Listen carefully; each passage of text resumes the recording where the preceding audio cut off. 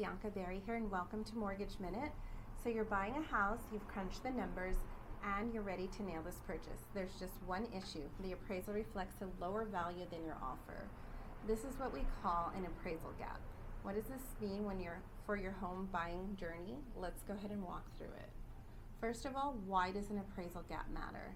Typically, a lender only approves a home loan for the amount reflected in the appraisal. So if your offer goes above that amount, the difference will have to come out of your own pocket. If the gap is significant, what's considered significant will depend on your unique financial situation, and you may not have enough savings to make up for the difference. If your question when you get a low appraisal is why is this happening, you're not alone.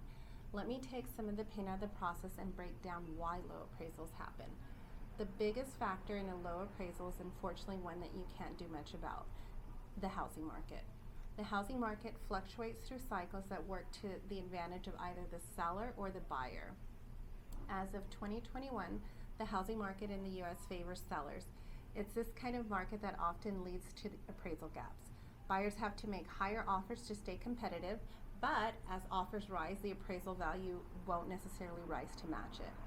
Human error can also cause a low appraisal.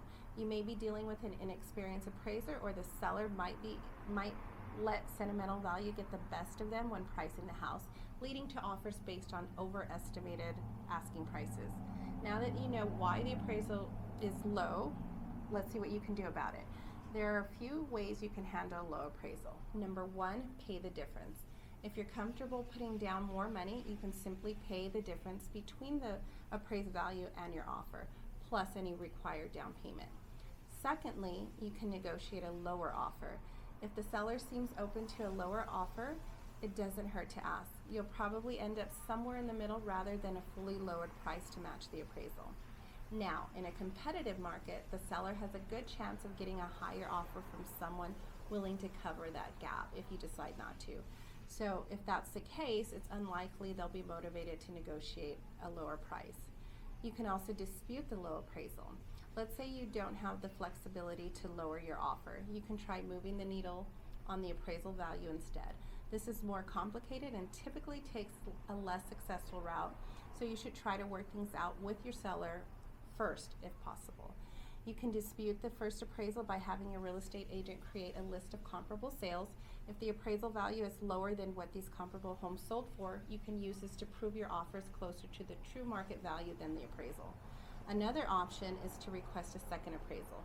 You'll have to cover the cost of this appraisal yourself, and there's no guarantee that it will come back higher or be accepted over the first. If there are proven errors in your first appraisal, the first step is to have them fixed and the first appraisal updated. So a second appraisal is usually a last resort that may be approved if the underwriter determines that the errors in the first appraisal weren't significantly corrected after being disputed.